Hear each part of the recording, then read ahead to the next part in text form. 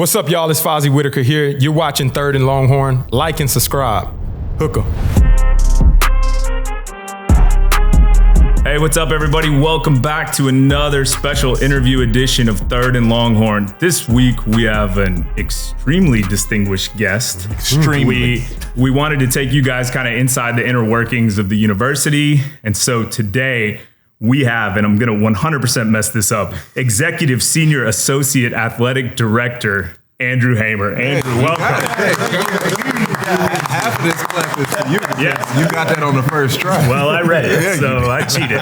But yeah, thanks for being here, Andrew. We're excited to have you.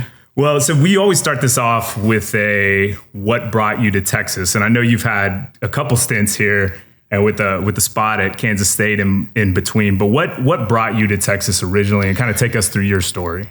I was actually at Kansas State before and in between. So I grew up in Kansas, went to Kansas State and worked in the athletic department there. And that's really kind of what got me into the industry overall, just as a student working with the football team, doing a few odd jobs here and there. I got here, I gave a presentation at a conference, and somebody from Texas happened to be in the audience, and they were kind of trying to do some of the things I was talking about down here with their fundraising. And so afterwards we met up and they posted a job, and I took the job for 2 years. And then 2 years later, my old boss at Kansas State called me back and asked me to go run the fundraising shop at Kansas State. So I did that for a couple of years and was enjoying it. And then a guy named Mike Perrin, who you all probably remember, was the athletic director here for a little while, and Amy Folan, who some of you may remember, she was in the compliance office here for a long time, and then oversaw the Longhorn Foundation, called and asked me if I'd be interested in coming back and doing that, running the operation day-to-day for fundraising. And I said, well, yeah, I think I am. My wife enjoyed our time in Austin. At the time, we didn't have any kids, so we packed up and came back to Austin, and I've been here for over 7 years now this time around. Chris came on board, and luckily that's been great. He kept me on the staff, and we've enjoyed it ever since. So that's awesome. It's not often you get a chance to leave the promised land and then come back to it. You are very rare, sir. That's true. You are very rare, sir. They told me that when I left the first time. Yeah. They did. There was a lot of things going on then. So I am interested, though. I'm sure a lot of our viewers are too. Like, what does an average work day, work week kind of look like for you? And then does it like vary based on where we're at, throughout the year? It definitely varies throughout the year. We're incredibly busy during football season because that is, and right now we're renewing football tickets and going through and getting all those donations and stuff that come back. Okay.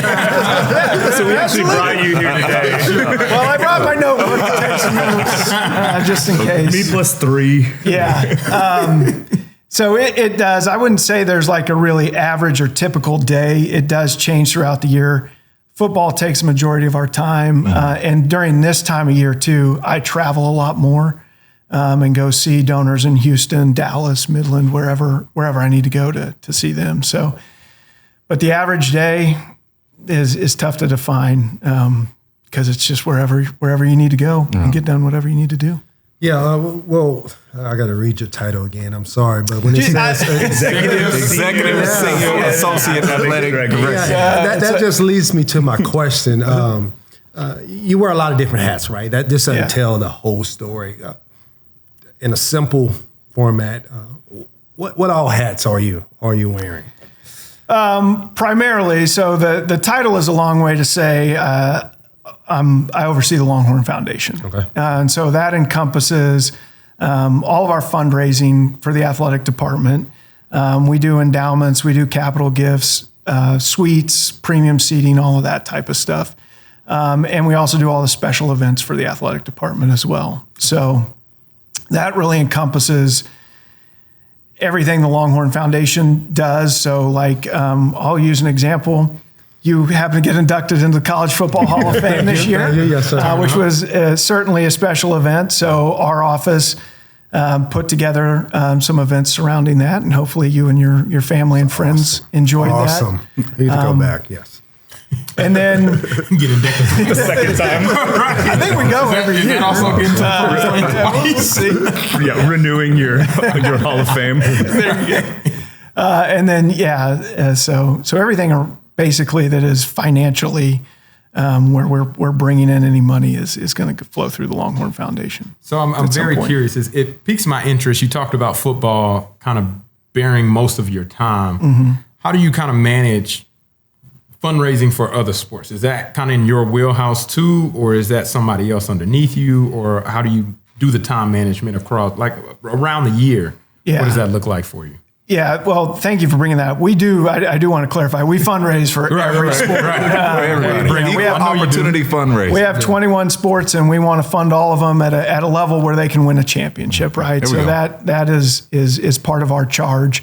But football, and this is throughout all of college athletics, foots the bill for almost everything, right? I mean, football is what is going to bring in 90% of the revenue tied to an athletic department is in some way related to football. You've got men's basketball a little bit. They operate in the black, and maybe baseball if you're at a school where you're fortunate enough to have a baseball program that can do that. But for the most part, it's football related, and that's where we get the biggest crowds, and the donors and season ticket holders are in Austin.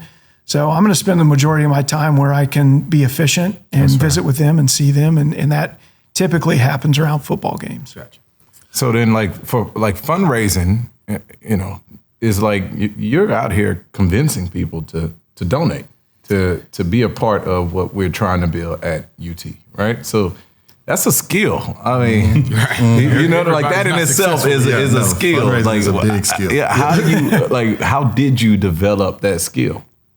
Well, I'll first say the convincing part is a lot easier when guys like you are playing and we're winning. Right? Okay. So everybody will take my phone call. There we go. This has been a good year. So that's part of the convincing. As far as developing the skills, I think as I've gotten older, it never gets any less awkward when you're sitting there talking to somebody about, okay, I want you to give a gift, and what I'm going to do for you in return is I'm just going to thank you a lot, and you might get a tax receipt. It's free dinner. And you know what? We may or may not win a bunch of games, but we're going to try hard, and you're going to be making a difference in the life of somebody, right? Yeah. And I think you guys would all say a scholarship opportunity changed your life in some way or another. Big time. And so sometimes you can't lose sight of that. That's really why we do what we do. That's a good point. And developing the skill and as I go through it, like I try to know as much about the donor as I can. So meet with them, as much as you can, learn about them, learn about what they're passionate about, what makes them tick, know what they can do financially. And then once you get to that point where it's time to make the ask, they pretty much know why you're there. They have a pretty good idea of the amount and what it's going to go to. I actually just came from a lunch where I asked somebody for money, so it's fresh on my mind. It went really smooth because we had gone through that process. I had done my homework. They know what my job is. It's no secret when I show up. Right? And so you just develop that over time. I wasn't very good at it when I was young, but I've been doing it long enough now. And now I've been at Texas long enough, too, that I'm starting to ask people for the second or third time. Right? So. Since you just came from it and it's fresh on your mind, what are some of the common questions that you kind of get whenever you're going through that process of preparing and then speaking with some of those individual donors? You want me to give that amount all at once? Or is that I'll give away the secret. Listen, it's generally over. Plan or something. What you trying to do, man? You want Kansas State getting money? What you doing? They're listening to this. I almost forgot the question. I think the common questions, most of them are pledged out over 5 years, are bigger gifts. So if we ask you for $1 million, it's not, we need $1 million right now. You're going to do that over a period of time, right? The most common question is, how is this going to help you? How is this going to help Texas athletics? How is this going to help Texas student athletes? And so I hope we're prepared for that. If we're not prepared for that, we shouldn't be doing our job anyway. And then some other common, you get a lot of different things. Are we going to win for sure? I'm like, well, gives us a chance, right? We're going to give ourselves a chance. And you go back, and then you go back to, we're trying to win championships in every single sport. Yeah. We're not, a lot of schools are trying to be good in 2 or 3 things. And at Texas, it'll never fly if we're not trying to win in all 21 sports. So I got 2 questions. So kind of piggybacking off that answer, when people are making donations, are there people that feel like they have a bigger voice than they should once they make a donation? It's a really good question. It is a very good question. It is a very good question. I think, yes, but I think it's my job to set that expectation from the start. We're certainly going to listen to you and take into account everything that you're thinking and want. But at the end of the day, Chris Del Conte is our athletic director, Jay Hartzell is our president, and we're going to take our direction from them, and our coaches and the people that are in it day to day are ultimately going to make the decisions on how everything operates from there. I'm sure operating that way equally with everybody just earns, like, honestly, a respect, even if it's, you know, in that specific situation, the opposite end of somebody that feels like they should be outright heard on this topic. But like, if you're handling every single situation that way, I'm sure they respect. Yeah, I mean, you have to be consistent with it for sure, and be upfront about it. And Chris Del Conte, my boss, is most listeners probably know that Chris Del Conte is my boss, is really good about listening to people and hearing them out. So we've been hearing like, hold on. Part 2. I'm sorry. I was just in a good conversation. Go ahead. We gonna start needing some buzzers. No, I wanted to ask you. You kind of bouncing between programs a little bit. Kansas State, Texas. What makes the Texas athletic department different? Like, what makes us special? And you don't have to compare us to Kansas State, but please don't just compare us to specifically Kansas State. us. What makes us special? I'm sorry. But I'm all Texas now. I think what makes Texas special, and I feel like a broken record a little bit, is that we're trying to win everything. And I think at Texas, of all places, that's the one place where it's possible. And this is not just athletically related, but really the University of Texas, almost anything is possible. And that kind of starts with the leadership. And, you know, the motto of the university is what starts here changes the world. And that's really true and achievable when you start to think about it. And you see some of the things that have come out of the University of Texas, whether that's the research or the championships on the athletic side. I think that's what distinguishes Texas from any other school, really. I don't know too many other schools in the country that can say that about their university. Well, I think an interesting thing is, and this is what I wanted to pick your brain on this, because the way you were cursed with having me come into your life was through the whole NIL world, right? And obviously, instantly, the topic became, how do you divide up those dollars, right? And so someone like you who has much like the coaches, much like a lot of people, you guys already had jobs, and now all of a sudden this new thing comes in where each month things are changing, it's shifting, right? And so how is that handled internally, right, between NIL as well as fundraising for facilities and those types of things? What are we, 2 or 3 years into NIL now? Yeah. It feels like it's crazy. A decade. But I think we understand the importance of all of it, right? And we were fortunate that when Chris got here, he kind of laid out a vision for where we needed to go facility-wise, especially with football and basketball to be competitive at a national level there. And fortunately, we got most of that done before NIL came aboard, right?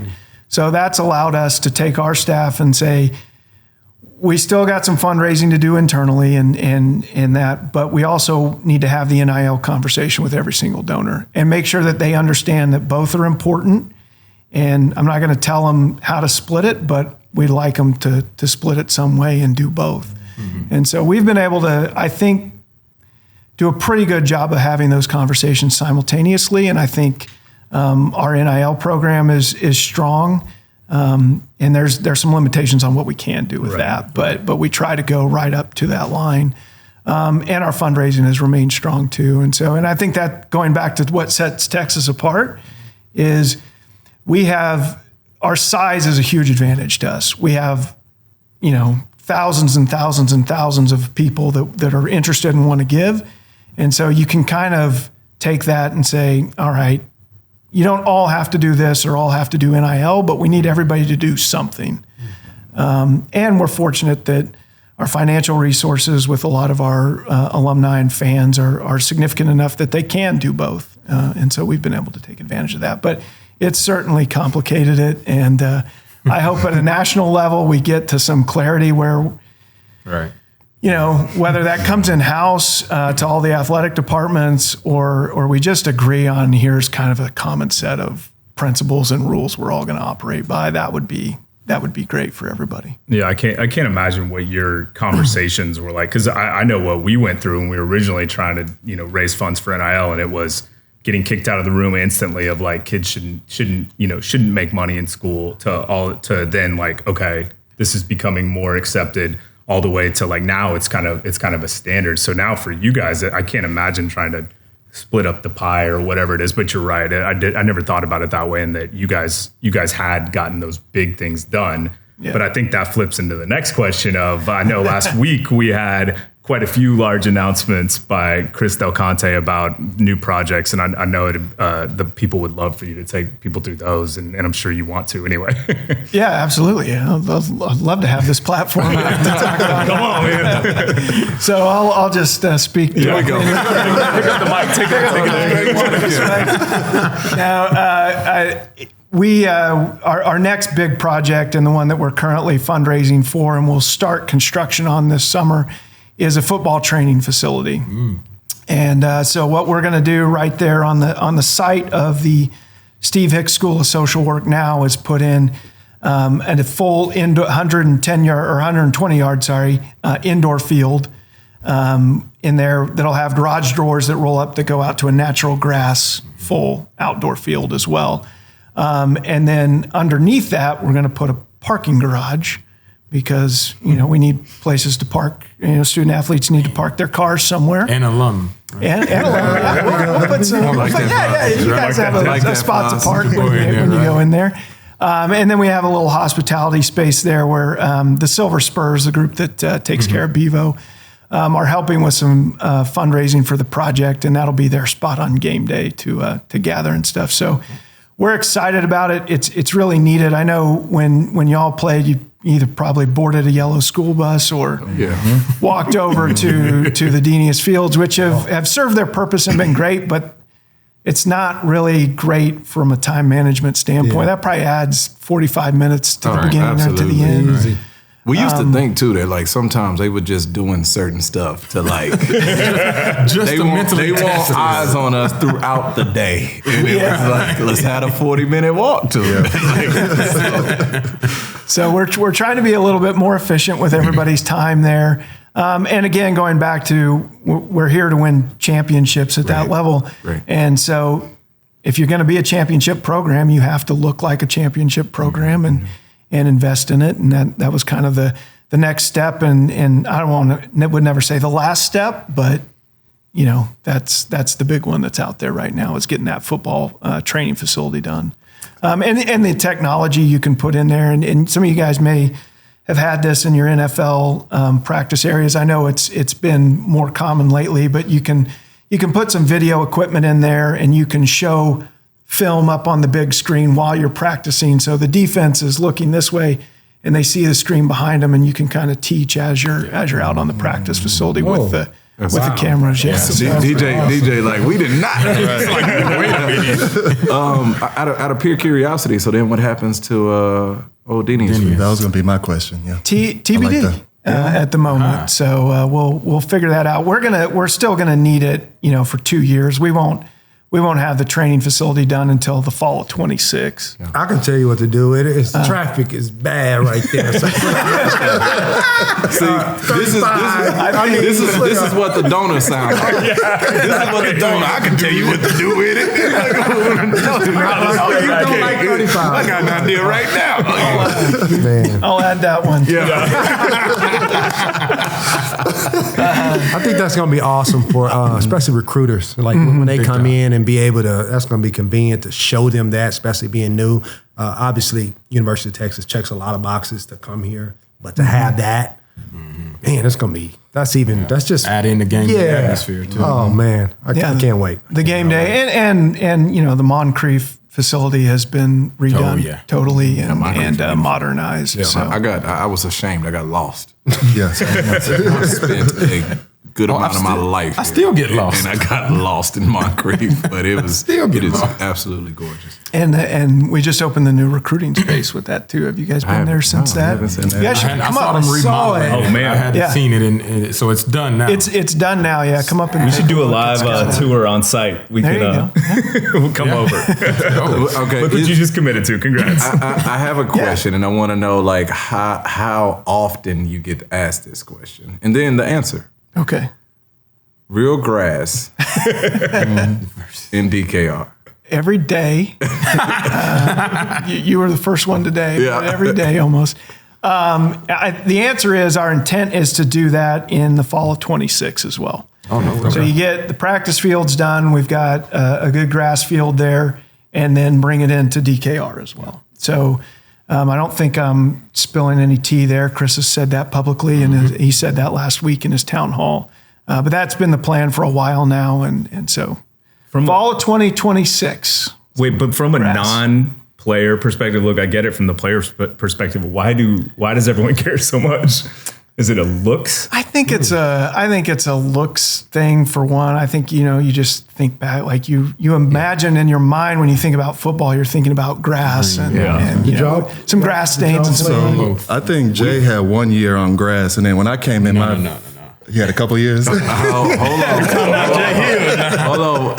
You had it right. Fozzy's memory will leave him sometimes. Fozzy's memory slips every now and He the oldest one. He came in with DJ. Go ahead, Go ahead, I'm sorry. I was all grass. Answering DJ's question, I think Jay's first year was grass, and then my first year, which I'm a year after Jay, was turf. And the reason it was, and Jay can speak to that, I think we had a couple players slip in an important game, and Coach Brown was through. Yeah, he said, "We got absolutely." Not only was it like, I don't know if it Coach Brown would make a decision, and the next thing it was like, oh, well, there goes the grass. It seems to happen immediately. I kid you not. And you guys do your research on this and fact check me, please. They started auctioning off plots of the grass. Yeah. That's probably true. What? It predates me. I don't know the answer. I can go in my yard today and tell you that this was DKR. What are we doing? Yeah. That's what's been your relationship been like with CDC? And more so from a bigger picture, coming from Perrin, having the experiences at Kansas State, and then what's been different about what CDC's approach has been to the athletic department space? I think my relationship with CDC has been good. Like he's been a great, he's a fundraiser too. That's how he started out. And so being able to be alongside him and learn from him has been great for me professionally. I think what he brought to Texas, and this is not to say anything about anybody that was here before, but he had a renewed energy. He had a vision in his head. And he understood what people wanted, and he was able to put all of those things together and say, all right, this is our path forward. This is how we're going to get to where we're competing for championships in every single sport. And a big part of that was, our facilities had fallen behind in a lot of sports. We've been able to address that over the last 5 or 6 years. And he's been able to, our fundraising has ticked up as well, to where we can fund those day-to-day operations too. And he's been able to take all that feedback, put a vision together and go forward. And he's hired really good coaches when he's had to along the way and kept really good coaches that were here before he got here too. So I think he's just the first or the next person that put all of that together. Okay, I have one question. It's a selfish question, but I have a foundation, right? Here we go. Who caters to inner city kids through education. It's called Defend the Dream, and I serve the community here in Austin. And you being at the top of the food chain when it comes to fundraising, what are some advice? Maybe you said it a little earlier, but kind of give me a couple of some things that can help me to raise money when it comes to fundraising. Because that's, I'm all football, I'm all about serving and doing this, but there's a component when you have a nonprofit organization that you have to raise money, you have to ask for some things. What are some advice that you can allude to me? Fundraising 101. We might have to do a whole segment. We need a spin-off course. For me, like, I think people know, and you won't have this problem, is the first thing you have to do is genuinely care about what you're doing and be bought into the mission, right? Yeah. And so I think we're able to show that, and our staff shows that every day. And I know you do as well when you go out and talk. And people can feel that from across the table. Yeah. If you're in it, then they're willing to get in it with you too, right? And then do your research on the people you're talking to and find the people that share that same passion. Yeah. Okay. Because I think people give to causes, but they're going to give more if they know and trust the people that are behind those causes too. That's good info. Okay. Well, and I think that's a nice segue too. I think there's a part of your story that a lot of people probably don't know or haven't touched on, and I really liked it when I heard it, and I heard it from a friend of mine. And I know you and your wife Kylie have a son his son Ike who's been affected, and so you guys help raise money for the Children's Tumor Foundation, and I definitely wanted to give you guys or you a chance to talk about that, and we'll definitely flash a link and et cetera. Sure, up there. Absolutely. So sorry. My son has a condition called neurofibromatosis, which is a genetic condition. So we found out he had that about 9 months, when he was 9 months old. We just noticed he had some cafe LA spots, and like at first you think it's a birthmark, and then you notice he's got a few more and they're getting bigger. So we asked and went through some tests and found out he had this. And right now, you see him, he's a normal 4-year-old. You're not going to notice anything about him. He's a very happy kid, talks a little too much, but they all do. Yeah. With that, we started doing research, and it's really a condition that unfortunately usually manifests around adolescence when they're going through puberty, and which is an awful time to start potentially getting tumors on your body that are visible and that. And it can manifest in a lot of different ways, not just the tumors, kind of the superficial piece, but it can affect their eyesight, their heart. He goes to 6 specialists right now annually. So, and we're very fortunate that he is progressing well. But I got involved with the Children's Tumor Foundation, my wife and I. As we were researching it, I came across a name that I knew was a major benefactor of the Children's Tumor Foundation. They were listed, and I happen to know them because they're also a major donor to the University of Texas. Wow. So Really cool. Reached out to her and just asked her to sit down with my wife and I. And like she has a grown daughter now that has gone through this. So she's been through everything, and just kind of help us understand what we were in for. We were in a pretty dark place. Just when you find that out, you guys are parents, you find that out about your kid, you're like, oh my. And the scariest part is you don't know what's going to happen. We have no idea. We're doing all the right things now, but anything can happen in the next 10 years. We don't know. But we were able to overcome some of that and asked her like how we can join the fight. She introduces Children's Tumor Foundation, and one of their big fundraisers, starting to ramble, is called Cupid's Undie Run. So we're doing that this Saturday in Austin. We meet at the Kung Fu Saloon, and it's just like it sounds. We strip down to our underwear. I've seen the posts online. Well, I keep my online stuff pretty good. I just dimed you out. Sorry. I was in a Ric Flair outfit before this last year. I love it. But that the part of that is the reason, the meaning behind getting down to your underwear and running around downtown for a couple blocks is, people that are affected with NF can't hide what, tumors on your face, it's on your face. You can't do anything about it. Gotcha. So we strip down, you're not hiding at that point. So that's the significance behind the Undie Run. And we've had some success. My wife and I have been involved this is our 3rd year doing it. And I think we just crossed over 65,000 total that as a team we've raised, and then other people are doing their thing as well. So the goal this year from all of Austin is to get over 100,000. And I think we've got a shot to do that. So our friends and family have been fantastic. We definitely want to help with that, and I think we'll get the links, et cetera, and, Sure. and anything we can do. And thank you so much for sharing that part with you. I think it's part about you that a lot of people don't know, and I know it's very personal, but I also think it's incredible what you do and what you're doing for that. So I think we all wanted to have that out there, and I think it's pretty special. And once again, using your skills to help someone else is pretty incredible too. So thank you for that. Yeah, I have a little bit of advantage over the other teams, but it's all hopefully it's kind of raised everybody's competitiveness because it all goes to CTF, and that's a great organization. Sorry, one more plug for them. They've made great strides. They've got one drug that's FDA approved and a few more in clinical trials that are really making a difference in the NF world. So it's a great charity that truly is fulfilling its mission. So that gives us confidence in what we're supporting as well. Oh, that's incredible. Thank you. Thank you for sharing too. So it's tough to follow that, but anybody else have any? Anybody want to talk about football? Yeah. I mean, ironically enough, I was going to ask, how do we feel about going to the SEC? But Well, that's a good one to end on. I'm just thinking, like, from a fundraising perspective, you, CDC, I mean, I know from an athletic, competitive perspective how the players feel, but like as a group, how do we feel and what do we expect?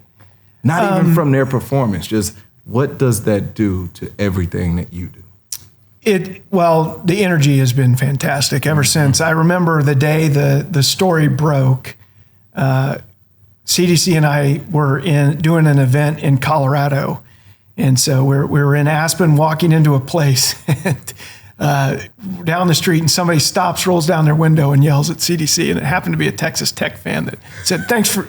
Use some choice words, but essentially said, "Thanks for ruining my conference." Oh, my God. You're welcome. But then we walk into the place where the event is, and people are just erupting, and everybody's been excited about the SEC. I think it brings some of those traditionally, great programs to Austin, and we're going to go there. And being in that group of people, I think that's, we aspire to do what Georgia has done over the last few years, right? Is get back to the national championship level. And so to be playing Georgia and Alabama and Florida and those types of programs week in and week out is going to be great for everybody. I haven't talked to any Texas fan that is not just over the moon about this move. Absolutely. True. Yeah. We know it's going to be a lot tougher across the board. Tougher for them. Been tougher for them. Right. And Andrew doesn't get to go back to Manhattan anymore, so that ruins that. But That's right. Yeah. I mean, I'll figure out a way. they got planes. But I still have to go back at Christmas time, right? But we started working on that almost once the announcement was made. We put internally some groups together to start studying, who's the best in the SEC in each particular sport. How do they operate their programs on a day-to-day basis? What their fundraising looks like, what their game day experience looks like, and just so we can be additive to the conference. And I think we always were going to be, but so we can come in there and be additive from day one, and really, hopefully win all their championships. Absolutely, right? Amen. Absolutely. Well, I got another football question. So, in my mind, I thought it was unanimously known that Texas football had the number one, as a head coach, is the best place to be. Like the Texas program, it's the number one coaching job in America. I was watching ESPN, and they had said that the only thing about Texas is there's too much meddling involved. That's why it's not the best job. There's a lot of voices you got to adhere to, a lot of people in the room, just a lot going on. What is your response to that? Well, I haven't experienced that meddling at that level. And I think there's some truth to the fact that if you're the head coach at Texas, there's a whole lot more visibility on you, and you need to be prepared for that. Yeah. Whether that, a lot of college towns don't have as much media as we have in Austin alone. Then you add in Houston and Dallas, and there's a lot of eyeballs on the program. So I think not every head coach is built for that. There we go. Now you're talking. I think Andrew, that's now you're the talking. difference. Basically, Oak, he said, don't pray for the rain and complain about the mud. That's real. That was my next sentence. I got you. You'll write that one down. Well, Andrew, I can't thank you enough for coming out, man. We'd love to keep checking back in with you during the year. I think this has been really, really enlightening for a lot of us. So thank you so much for taking the time and appreciate it, man. Hook 'em. Thank you. Thank you. Yep.